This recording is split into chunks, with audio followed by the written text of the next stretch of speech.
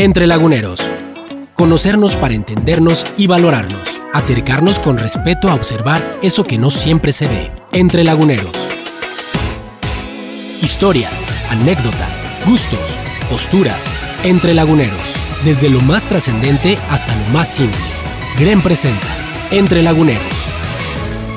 Marcela Pámenes entrevista. Bienvenidos.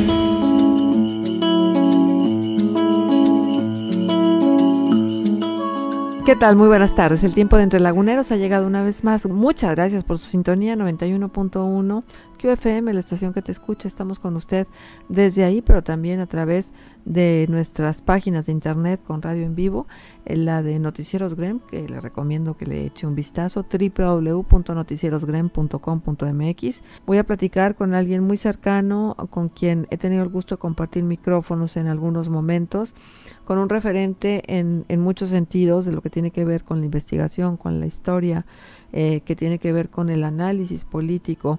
Es un reflexionador constante y entonces, bueno, yo tengo mucho gusto de presentarles a nuestro invitado, Carlos Castañón Cuadros, politólogo e historiador. Ha sido investigador del Archivo Municipal de Torreón, esto sucedió de 2003 a 2005, donde desarrolló diversos trabajos sobre historia regional. Fue becario del CONACYT en 2007. Su trabajo ha sido citado en publicaciones del CIDE, del Colmex, de la UNAM, de Chicago y de Duke University. Es miembro de Corpus International Group y actualmente es consultor y participa como analista político en programas radiofónicos, de televisión, pero también sabe medir el timing de la realidad a través de estudios de mercado. Colabora semanalmente en El Siglo de Torreón en la sección editorial, iniciador de todo este movimiento en pro de la bicicleta, ahora muy de la mano con Visionarias y bueno,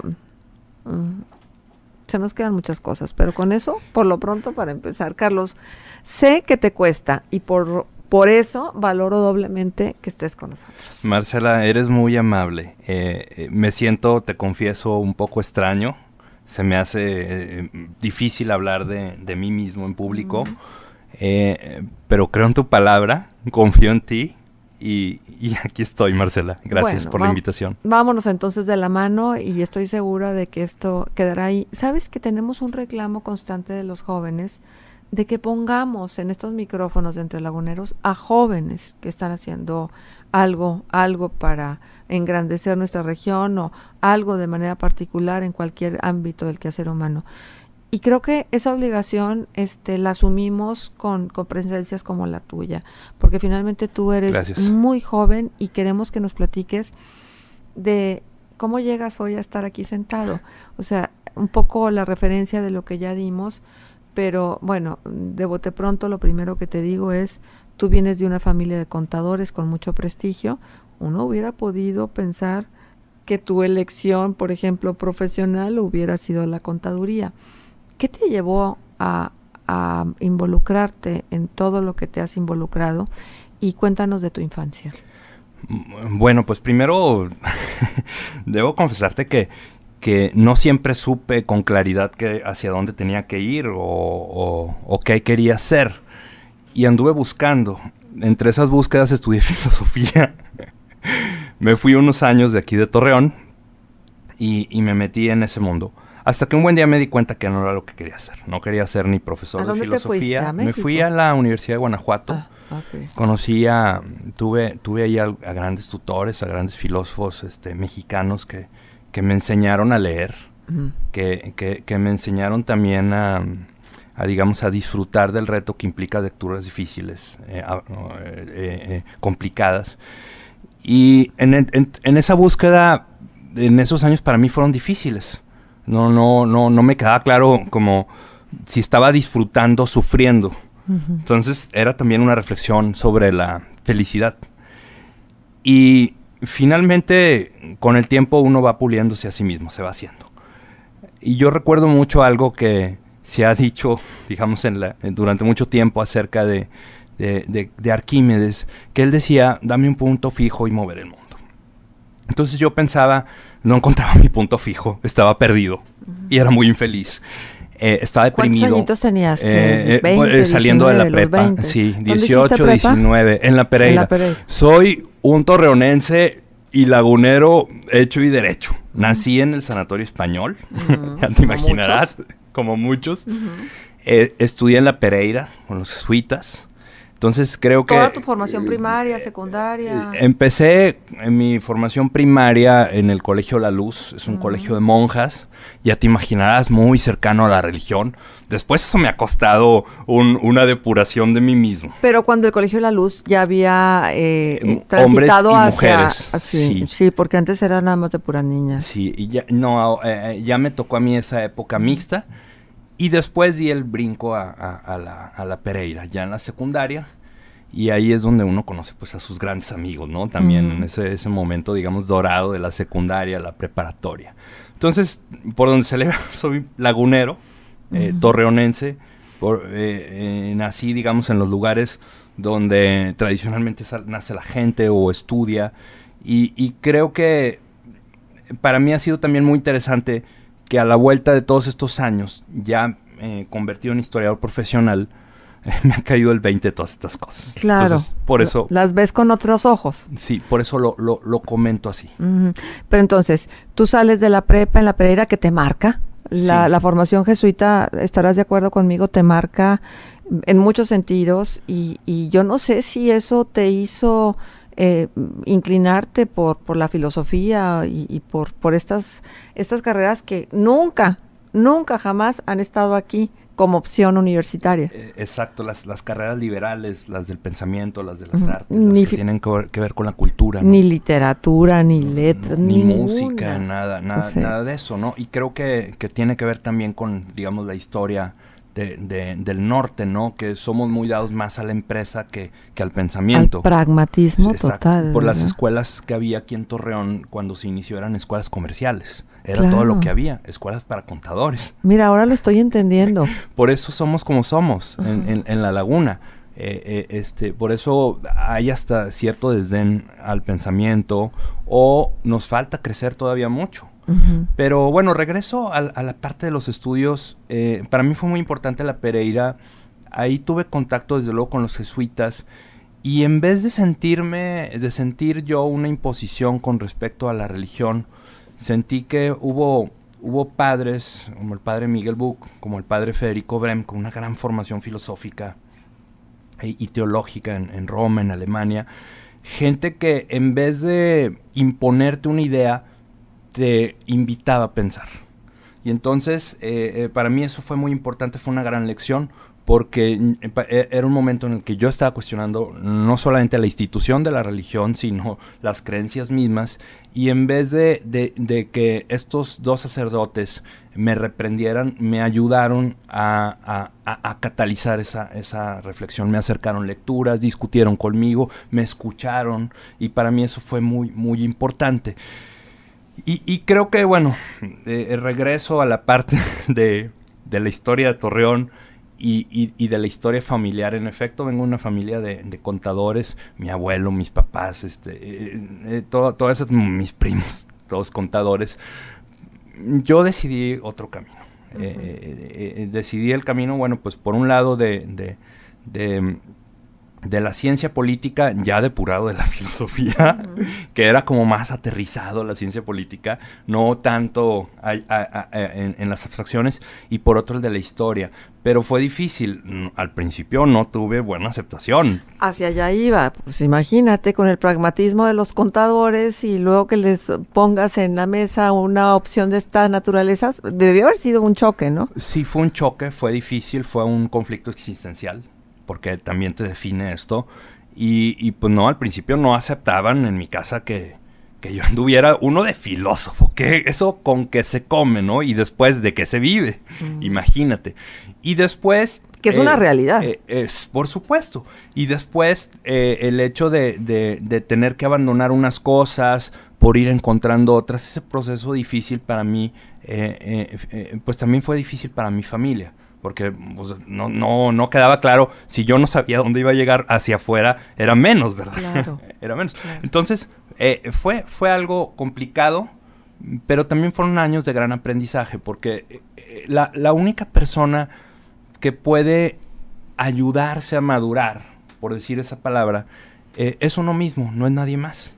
no es alguien que te empuja de fuera, no es algo que tienes que aprender en un salón de clases, no. Uno contra la pared y los golpes. Y entonces solamente así se va haciendo a sí mismo. Y a mí me pasó en ese momento, yo creo que a muchos les pasa. Yo siento que para mí fueron años a destiempo porque, pues, haber dejado la filosofía para ir por otra carrera, pues todo eso alarga los procesos. Pero finalmente encontré mi punto fijo y a partir de ahí me quedó claro lo que quería, lo que tenía que hacer y lo mucho que había que trabajar. Wow. Sabes que me quedo con esto que tú acabas de decir y que me hace mucho eco y tiene mucho sentido, que la única persona que puede ayudarte a madurar eres tú mismo. Sí, porque cuando tú quieres, vas por lo que quieres. Sí. Y cuando ni siquiera te ocupas de ti, pues es el mundo el que te lleva. Sí, recuerdo una frase en una novela que decía: nadie puede ser ayudado si no quiere ser ayudado. Y eso es fundamental. Es decir, lo principal empieza en sí mismo, en uno. Claro. En uno. Creo que también vivimos en una cultura de negación del ego. Y necesitamos primero conocer el ego, el yo. Antes que pretender ayudar a los demás o que pretender otras cosas fuera de nosotros mismos. Pero cuando hablas de ego, lo que pasa es que ya tienes una calificación negativa, ¿no? Entonces es un concepto también erróneo. Digo, el ego es necesario para tu estructura psíquica, emocional. Digo, ¿qué haces luego con lo que te dice ese ego, con lo que te dice tu yo? Eso ya es otra cosa. Déjame regreso, Marcela, al punto de cómo se come eso y de qué se vive como politólogo, como historiador. Pues bueno, déjame decirte que vivo bien y tengo expectativa de vivir mejor. Disfruto mucho mi trabajo, me va bien económicamente y creo que en parte también tiene que ver con el nicho que uno encuentra en una ciudad como Torreón. Es decir, hay pocos politólogos, hay pocos historiadores y hay mucho trabajo que hacer. ¿En serio? ¿Serio? ¿No? O sea, serios, profesionales. Sí, profesionales. Porque hay, eso sí, en la historia, pues cualquier dentista se siente historiador y esto no funciona así. O sea, una persona no recurre a un médico que se dice médico, sino busca al profesional en la materia, ¿no? Porque hay una guía académica, ¿no? Sí, hay un método, hay un filtro que hay que pasar y creo que a La Laguna en ese sentido le falta mucho profesionalizar sus servicios de investigación en ciencias sociales, en historia, y por fortuna en los últimos años hemos visto intereses más enfocados hacia ese camino. A ver, pero nos quedamos entonces en Guanajuato. Y en Guanajuato, la incertidumbre. ¿Soy o no soy feliz? Sí, este es un momento, yo creo que todos, como decía Octavio Paz en El laberinto de la soledad, nos encontramos ante el drama que significa estar solos en el mundo.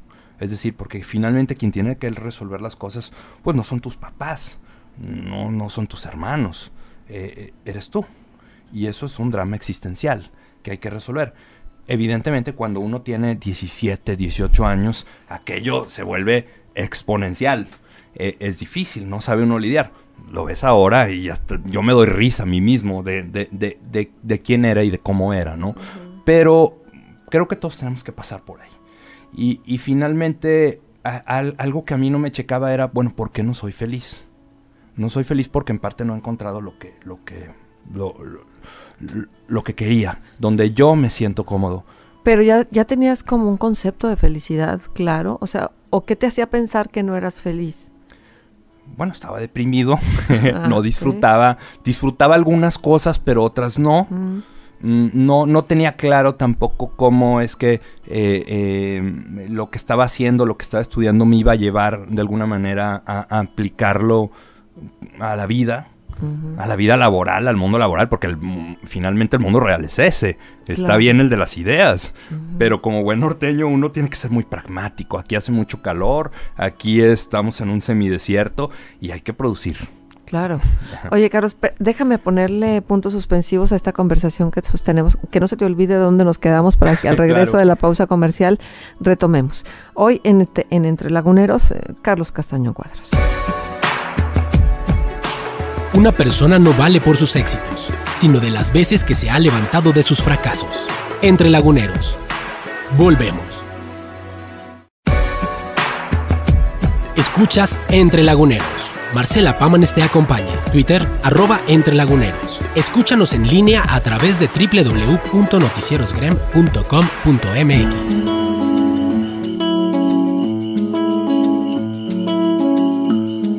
Continuamos en Entre Laguneros. Muchísimas gracias por estar la tarde de hoy lunes con nosotros. Y bueno, se los decía, esto también, la presencia de Carlos Castañón Cuadros responde a esta necesidad de los jóvenes de escuchar las voces de los jóvenes que están haciendo cosas importantes también para la laguna. Carlos, y entonces nos quedamos, puntos suspensivos, retomamos la conversación después de Guanajuato. El choque en tu casa de que, bueno, este niño, ¿qué se está pensando? Y sí, de ahí terminé en el ITAM, en la carrera de Ciencia Política. Te vas a la Ciudad de México, obvio. A la Ciudad de México. Uh-huh. Es una gran universidad, muy competitiva, donde están todos los maestros famosos del país, todos los que salen en la tele, o todos los políticos que gobiernan el país. Yo no sé por qué si saben tanto luego gobiernan tan mal, ¿verdad? Bueno, es que de la teoría a la práctica hay un trecho. Sí, ahí te dan clases los secretarios de Hacienda, ahí te dan clases los politólogos que salen en la tele, o los secretarios de gobierno, en fin, todo eso. Y para mí fue descubrir un mundo muy competitivo, muy, muy competitivo, académicamente, intelectualmente, un mundo muy retador en términos intelectuales, y eso me gustó. Eso me gustó mucho, y eso te forma, porque en ITAM también hay una cierta deformación. En realidad aprendes más economía que otra cosa. Te enseñan de historia nada, te enseñan de política menos. La política se aprende en la calle y con los golpes, pero no en los libros. Y uno más bien te hacen una especie de economista. O sea, vas a estudiar política y terminas como economista, vas a estudiar con todo allá es por el tamiz económico, y siento yo también que eso es una deformación, de alguna manera. Porque entonces hay una interpretación del mundo meramente bajo los parámetros mercantiles económicos de las escuelas dominantes como la de Chicago o de las escuelas liberales. Entonces, pues evidentemente el mundo no funciona así. Funciona pues bajo otros aspectos, no siempre económicos. Y entonces uno tiene también que deconstruir esa formación. Y yo después estudié, dicen que lo propio de las vocaciones es negar las profesiones, pero yo no me quise quedar en eso. Y si bien empecé con formación de politólogo, continué como formación de historiador. Hice una maestría en la Universidad Iberoamericana, en la Ibero, aquí en Torreón, y ahí completé mi círculo de dos grandes cosas que quería: formarme como politólogo y por otro como historiador. Amaba la laguna, pero no sabía que la amaba entendiéndola a través de la historia. Y entonces, a lo largo de los años, empecé mis pininos en la historia, y después, digamos, de alguna manera, lo voy a decir con esta frase, legalicé mi amaciato, porque empecé como politólogo haciendo historia, y después me convertí en historiador profesional, de carrera. Y muchos de mis proyectos van, digamos, de la mano entre la historia y la política, ya sea o como consejero, o como asesor, o como analista, a través de encuestas o a través de estudios, pero también entendiendo la historia. Y para mí eso fue muy importante, porque ¿quiénes eran los politólogos del pasado? No existía esa profesión. Eran los historiadores. Maquiavelo era un gran historiador. Y para mí eso fue bien importante, entender que yo no se necesitaba tanto al economista, sino había que construir al economista a través del historiador o el pensamiento económico. Y para mí ha sido más importante eso en términos profesionales, y estoy feliz, Marcela, ahora. Pero tú te has abocado de manera muy particular a entender nuestra historia regional. Sí, hay grandes huecos en la historia del norte de México, derivado en buena medida de la educación que tenemos o de la historia que tenemos como población. Una región eminentemente comercial, empresarial, agrícola, donde deja de lado las carreras liberales o las carreras que tienen que ver con la historia, con la filosofía, con la cultura, las artes, la música. Y yo empiezo a encontrar un gran nicho ahí. empiezo que no hay bibliografía de esto, que no hay bibliografía del otro, que se ha estudiado mucho la Revolución, pero muy poco a los ciudadanos que hicieron Torreón.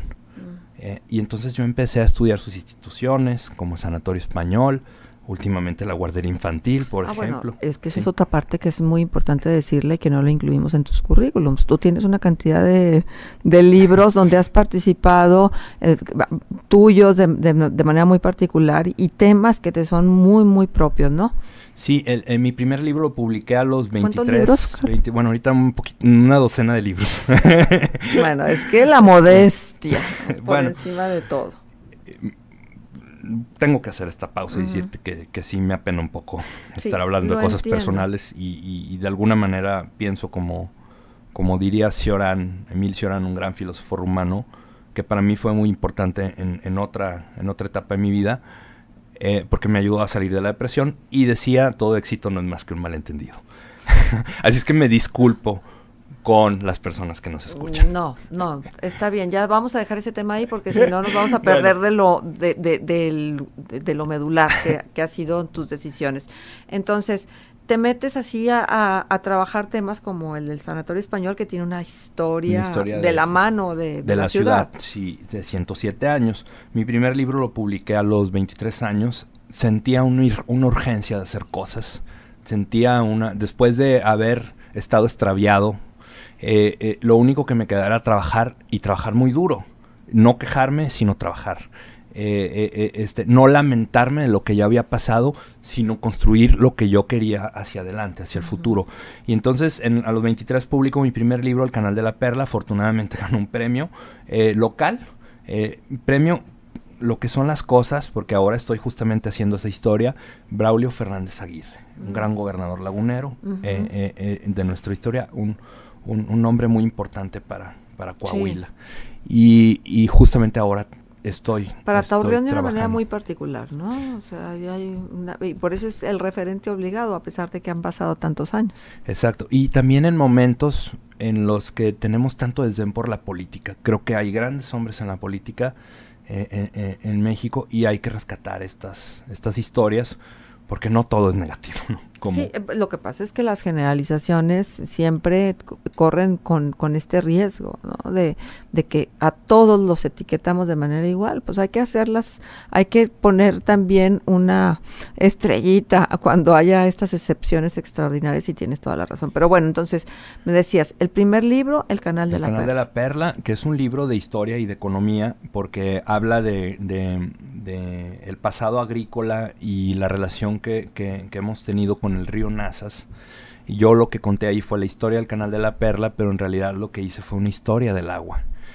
Una gran antropóloga mexicana, Cecilia Sheridan, hizo un elogio que ni yo me creía de mi propio libro, y dijo que le había dado un enfoque antropológico muy interesante al Canal de la Perla, porque lo había hecho el protagonista de esa historia del agua en la laguna, y le había gustado mucho ese enfoque. Imagínate, yo, claro, 24 años, todavía sin doctorado ni nada, y que te diga es una persona, para mí fue muy importante, muy alentador. Y por fortuna ha habido otras personas que me han permitido acercarme a la sombra de su árbol, a su tronco, para crecer, como los pájaros o como las ramas. Y pienso en gente como Mario Cerguti, un gran historiador de la economía en México, como Carlos Manuel Valdés, el intelectual más importante que ha dado Coahuila en las últimas décadas, un gran filósofo. Debo reconocer también mi deuda intelectual con el doctor Sergio Corona Páez, uno de nuestros más grandes, si no es que el más grande historiador que ha dado la laguna, de otra generación, y gente con la que he crecido, ¿no? Y que me ha permitido, digamos, compartir, ir y venir, y criticar y autocriticar. Eso también es importante. Uno no puede quedarse ni en elogio, ni en el estoy haciendo bien las cosas, sino en dejar también el trabajo a la vista de los demás, de tal manera que hay un ida y vuelta de la crítica y de la autocrítica, y a veces siento que nos hace falta mucha autocrítica. Es cierto, en todos sentidos, es muy cierto, porque le damos poco tiempo a la reflexión. O sea, ese pragmatismo del que hemos estado hablando de pronto nos gana y no revisamos lo que ya hicimos. Y entonces preferimos a veces excusarnos de los malos resultados por la circunstancia del país, de la región, pero no por lo que nosotros hicimos o dejamos de hacer. No nos gusta vernos a nosotros mismos porque no nos gusta tampoco ver lo que ahí encontramos. A veces preferimos estar señalando a los de fuera, a los demás, los políticos son los culpables, los otros son los que tienen la culpa, y no ver que nosotros somos parte del problema. Claro, o de la solución. No atendemos nuestra sombra. No nos gusta. Uh-huh. Y de ahí agarré carrera. Hice Las dos repúblicas, un libro sobre la migración china. Que ese es tu tema. Sí. Tú le has dado un aire y una vitalidad a ese tema, pero además has puesto las cosas en su lugar. Sí, de alguna manera yo no quise nada más narrar los terribles sucesos que pasaron en Torreón aquel mayo de 1911, sino contar lo que sucedió después. Y lo que encontré fue una historia extraordinaria de sobrevivencia, de integración, de estoicismo, de gente que logró, a pesar de las terribles circunstancias, salir adelante, y me refiero a los chinos laguneros que hicieron de la laguna de Torreón su casa. Aquí echaron raíces, aquí se casaron y son parte de nosotros. Uh-huh. Son tan laguneros como los torreonenses que aquí nacieron, ¿no? Uh-huh. Entonces, ese tema para mí era muy importante. Yo sentí muchos años después que Torreón tenía una deuda porque no había ni pedido perdón, solicitado perdón, ni tampoco había querido hablar del tema, sino había tenido como una especie de silencio cómplice. Y entonces yo me propuse con los años llevar este tema más allá de los libros y de la academia, porque esa es otra cosa que he descubierto profesionalmente. Yo soñaba con publicar en el Colegio de México, y cuando finalmente lo logré, me di cuenta que no llegué a ningún lado. Y entonces empecé a contar la historia en las calles. Eso.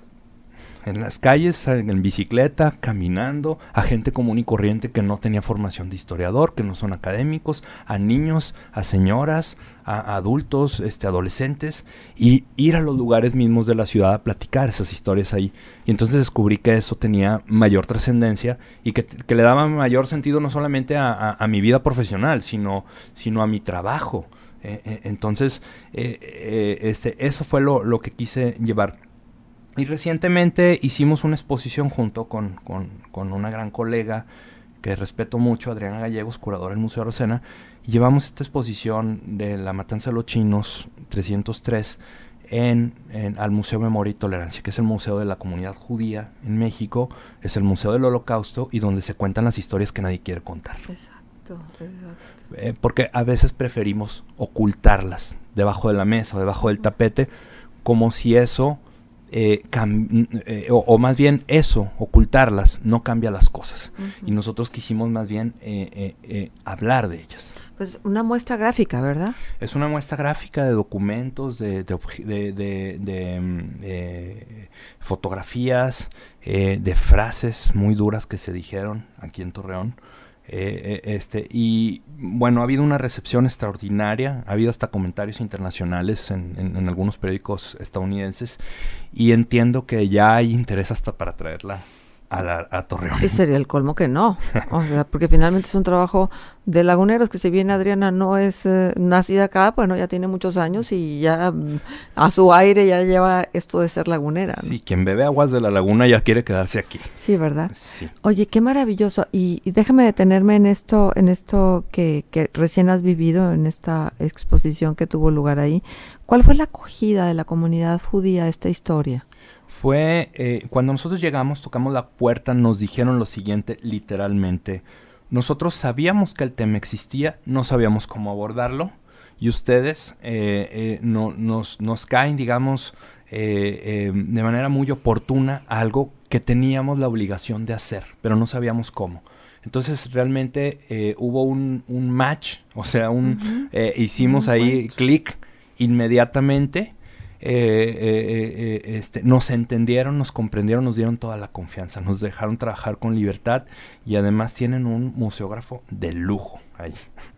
Entonces ya te imaginarás que la exposición es no solamente narra la historia con mucho cuidado, sino es profundamente emotiva en su ambiente.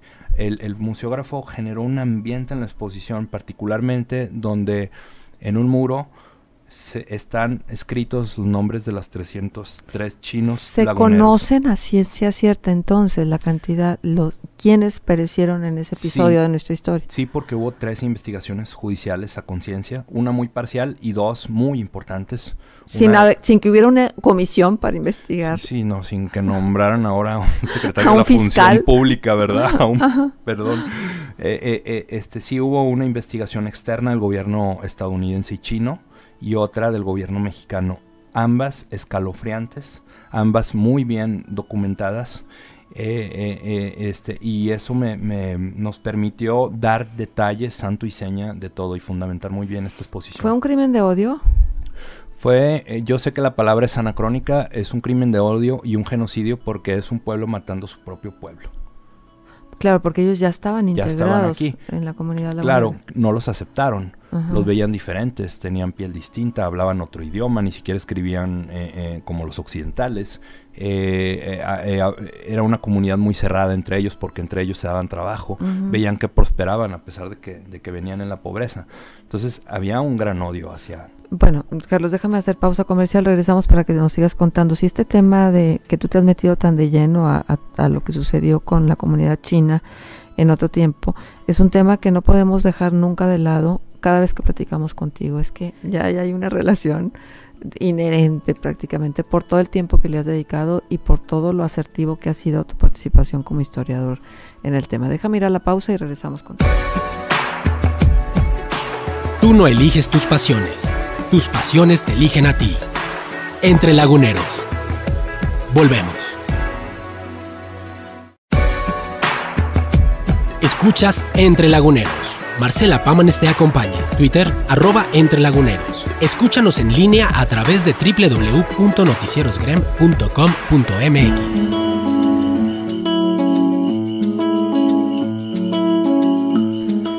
Continuamos en Entre Laguneros y bueno, yo estoy verdaderamente gozando esta conversación con Carlos Castañón Cuadros, que es una conversación de amigos y una conversación como de muchos motivos que ahora los veo muy claros en lo que ha sido tu devenir como profesional y tu participación desde diferentes ámbitos, Carlos. Y entonces, bueno, ¿qué pasó después de ese libro que escribiste en relación a la tragedia, al genocidio de más de 300 chinos aquí en Torreón? Bueno, yo nunca me imaginé que ese libro tuviera un impacto más allá de Torreón. Jan Meyer, un gran historiador francés-mexicano, lo leyó e hizo una crítica al libro y dijo... al final termina diciendo, pocas veces los historiadores cuentan historias con un final feliz. En este caso, Castañón Cuadros lo hace con la historia de la migración china a México, ¿no? Porque es una migración que sufrió mucho en los años 20 y 30, campañas antichinas organizadas desde el mismo estado, terribles. Aquí hay gente célebre, familias célebres que estuvieron detrás de esas campañas en Torreón. ¿Ah, sí? Sí, pero bueno, no vamos a hablar de eso. Pues luego me dices, porque sí, ya me dio curiosidad. Te comenté que de ahí agarré carrera larga. Ese mismo año, 2004, no solamente publiqué Las Dos Repúblicas, publiqué Extrañas Latitudes, que son 3 visiones extranjeras sobre la laguna. Luego hice otros trabajos sobre el agua sobre los canales, la irrigación, una visión hidráulica de la laguna, y hice otros trabajos sobre demografía en la comarca lagunera, y les sorprendería a muchos que durante 3/4 partes del siglo XX Torreón siempre tuvo más población que Saltillo. Solamente fue hasta finales de los años 70 cuando se rompió esa tendencia, y Saltillo se fue para arriba y Torreón pues se estancó, se fue para abajo. Bueno, eso lo tengo muy bien estudiado. Y bueno, y ahora estoy en un momento muy creativo. He tenido un impasse. Me he dedicado más a pensar y más a hacer trabajo de politólogo, pero también eso me ha permitido regresar con nuevos aires a la historia, porque uno tiene que reinventarse y renovarse. Uno tiene la obligación de hacerlo, porque si no, te quedas como estás. Y si algo detesto es la mediocridad. Entonces, actualmente tengo, una colección de libros no van a salir. Es más, ya ni siquiera van a salir físicamente. Van a estar todos en iTunes para que los compres ya en internet. Y es una colección que al menos ya están bocetados 30 títulos. Están destinados para lectores que no leen. Porque me di cuenta que en Torreón no lee la gente. Bueno, en México no lee la gente. Y si yo quería contar la historia de Torreón y transmitir el amor a la ciudad a través de su historia, porque nada es amado si no es previamente conocido, como diría Agustín, entonces hay que cambiar el lenguaje. Y esa colección está por salir. Y espero yo que este año al menos va a salir un título. Ya te voy a avisar. ¿Y vas a abordar algún tópico muy particular en cada uno de ellos? Sí, vienen muchos temas. Yo estoy harto de la historia de la Revolución. Yo quería contar la historia de Torreón y sus cantinas, quería contar la historia de la prostitución, quería contar la historia de los anuncios. Es una historia bien interesante. Interesantísima, porque habla mucho de nosotros. Claro. Quería contar la historia de los anuncios neón en la ciudad. Hice la historia del Art Deco recientemente, está por publicarse un libro. Está el pendiente de la arquitectura, en fin, hay muchas historias de los mercados. Este año viene la de la comida en el Museo Rosena. Entonces vamos a hablar del top 5 de la comida lagunera. No me digas. Sí, y esto pertenece a un plan que se estableció hace 3 o 4 años. Ajá. O sea, no estamos... lo que quiero decir con esto es que se trabaja con un plan de largo plazo. Claro. No hay casualidades ni hay suerte, sino hay mucho trabajo, hay mucho trabajo de planeación, no hay improvisación en esto. ¿Y vas solo en todo esto o tienes un equipo de trabajo? En mi trabajo como politólogo sí trabajo con gente. Ahí es una organización, digamos, más empresarial. Y en mi trabajo como historiador, en algunas ocasiones sí hago autorías. Viene un camino de tema de arquitectura y necesito necesariamente compartir trabajo con otra persona, con otras personas más, para poder desarrollarlo. Y ahí va, estoy feliz, estoy muy contento y yo sí me visualizo que 3, 4 días antes de que me muera voy a estar trabajando. Sí, adoro lo que hago. Estoy feliz. Sí, eso es tu pasión, ¿no? Pero más allá del trabajo, ¿cuáles son tus otras pasiones? Me encanta salir en bicicleta. Me gusta caminar. Me gusta mucho caminar. Me gusta observar. He aprendido mucho de Torreón, de Gómez Palacio, de La Laguna, caminando, observando. Ya casi no lo hago tanto, pero me gusta caminar por los cerros de aquí, solo, si se puede, porque uno se encuentra consigo mismo. No hay vuelta de hoja. Como en una peregrinación hacia tu interior. Exacto. Sí. Adoro tomar fotografías, no porque me crea fotógrafo, sino porque necesito un registro para mi trabajo como historiador. Y ahí he encontrado que había cosas que yo había visto de niño en Torreón. Me acuerdo de ciertas banquetas, de ciertos anuncios, de negocios. Y después, muchísimos años después, que ya estoy en otra etapa de la vida, me encuentro que al ver ciertas fotografías o al ver ciertos lugares en la calle, recuerdo a la infancia.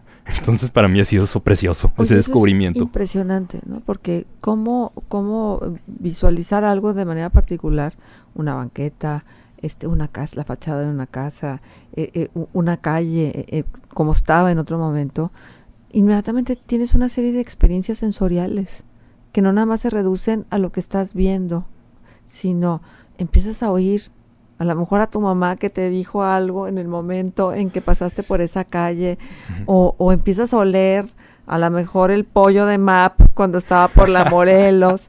Los pollos rostizados del mercado, por ejemplo, o sea, es impresionante, por eso es que no nos podemos desvincular de la historia, porque la historia eres tú, lo que eres en este momento es por esas calles que caminaste, o cuando fuiste a la ciudad de París a ver los aparadores en un momento de Navidad, o cuando te metiste a Casa Arias a comprar algún producto lácteo. No sé, todo eso, si no lo hacemos consciente, de que tu momento presente es el resultado, el amalgama de todos esos instantes, pues yo no sé entonces qué estamos pensando que es la vida. Claro, y para mí ha sido un redescubrimiento o un reconocimiento de, sin querer queriendo, al hacer la historia de Torreón, también he estado haciendo la historia pues de la ciudad, desde luego, de su sociedad, pero también de uno, en términos de esas cosas que viste y ahora reconoces, que descubriste y ahora redescubres de otra manera, ¿no? Uh-huh. Y eso me gusta. Marcela, tengo que comentar ya que... Sí. Tengo que comentar que yo no quise ser un académico 100% que estuviera en una universidad dando clases o sentado. Me parecía aburrido. Creo que tengo carácter, quizás por lo ariano, no sé, como para algo más. Como para andar en la calle en los golpes y cosas así. Y por eso me gustó mucho la política. Porque la política te rescata del aburrimiento que puede ser la academia.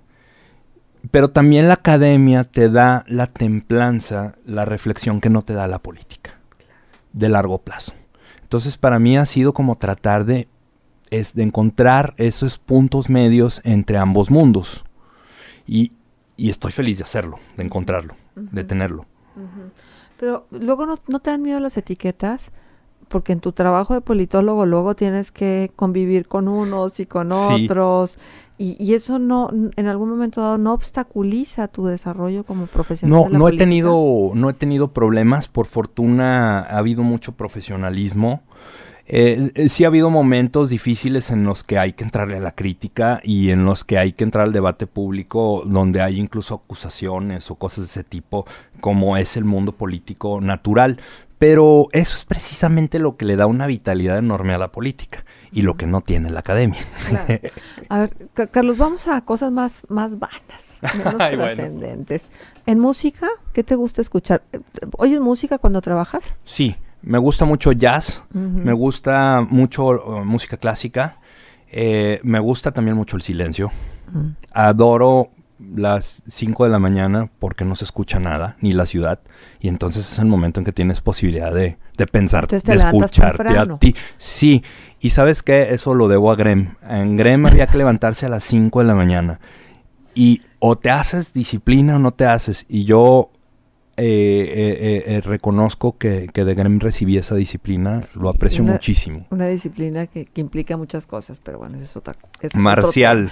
Otro tema, pero y luego, ahora que decías de la comida, el top 5 de la comida lagunera, ¿qué es lo que más te gusta? ¿Qué es lo que más disfrutas? Adoro las pizzas. Ajá. Bueno, más gringo, pues. Sí. No, bueno, las pizzas, pero yo las cocino también. Me gusta cocinar. Sí, sé cocinar. Sí, sé cocinar.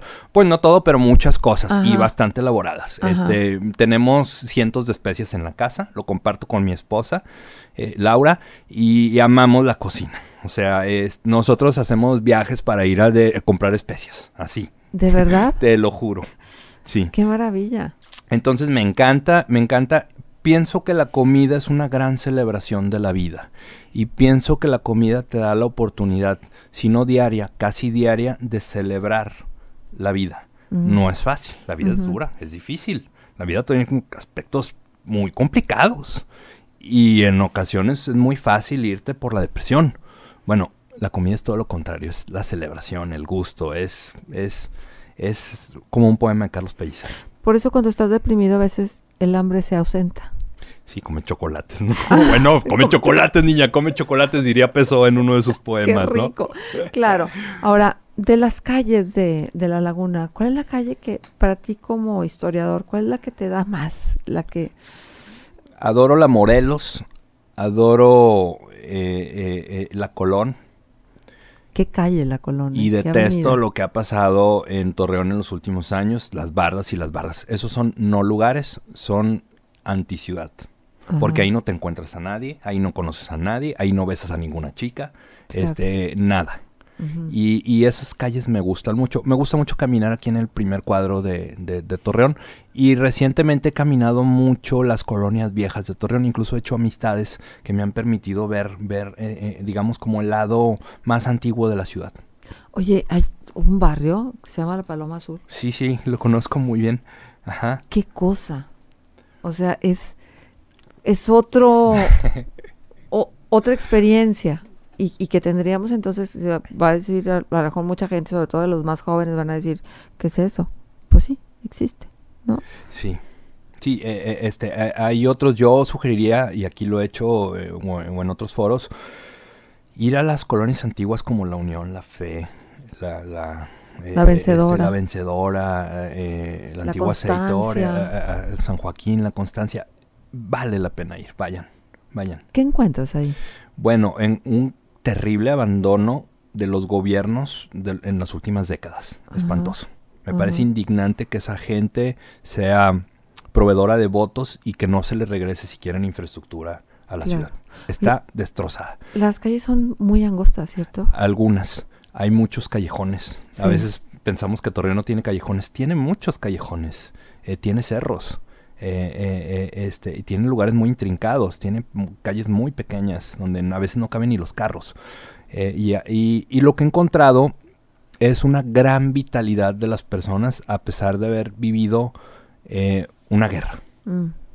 Una gran vitalidad. Pues eso es alentador. Ese es el espíritu norteño. Porque es el espíritu que luego tiene que obligar a que los políticos, que son los que toman las decisiones, los volteen a ver y hagan lo que tengan que hacer. Carlos, para ti, ¿quién es el personaje de la historia de Torreón? Dios santo, qué difícil me la pones. Ay, Dios, a lo mejor te voy a contestar con un cliché. Yo creo que somos o hemos sido en diferentes momentos las masas anónimas que no tienen historia. Porque hemos contado la historia de Federico Wolf, de pues los Zuluaga, los españoles. Se me hace más interesante la historia de Luisa Ibarra, la esposa, que la de Zuluaga, porque Luisa era la que tenía el apellido, el abolengo, el nombre, la dote, y tenía... La buena de la historia. Todo, pues, exacto. Y además ella fue la que dice, bueno, aquí hay un problema, voy a donar estos terrenos, y que se haga Torreón, sí, que se haga Torreón. Y dona los terrenos para que pase el ferrocarril. Claro. Y esas historias no las hemos contado y tenemos que contarlas. La de Andrés Epen, la de Federico Wolf. Sí, entonces, pero hay una serie, me gustaría más contar, fíjate, ando tras la historia de los albañiles. ¿Quiénes fueron las personas que levantaron las espléndidas construcciones de ladrillo en Torreón entre 1880 y 1910? Entonces ando haciendo la historia del ladrillo, ahí me tienes. Que esa es la historia que no se cuenta luego, Carlos. Y qué bueno que tú la recuperas y la recuperas para todos nosotros. ¿Cuál es tu pendiente en este momento? Si fuera hoy donde tú tuvieras que definir, es que yo no puedo morirme sin... Pues sin entregar, porque tengo decencia, el libro que estoy haciendo. Que ya lo esperamos. Sí, y tengo ese enorme compromiso porque además es, digamos, una historia de tanto prestigio que lo único que se le puede añadir es más prestigio. Hay que honrarla con eso. Perfecto. Estar a la altura. Muy bien. Carlos, pues yo te agradezco muchísimo que a pesar de todo nos hayas hecho el favor de aceptar esta invitación. Qué pena. Digo, a pesar de todo, porque de verdad batallamos, pero valía la pena, ¿eh? Y vine, Marcela, porque te estimo mucho, porque te tengo mucha confianza y la estima es mutua. No te podía decir que no. Y la confianza. Bueno, pues de algo vale, pues. Eso.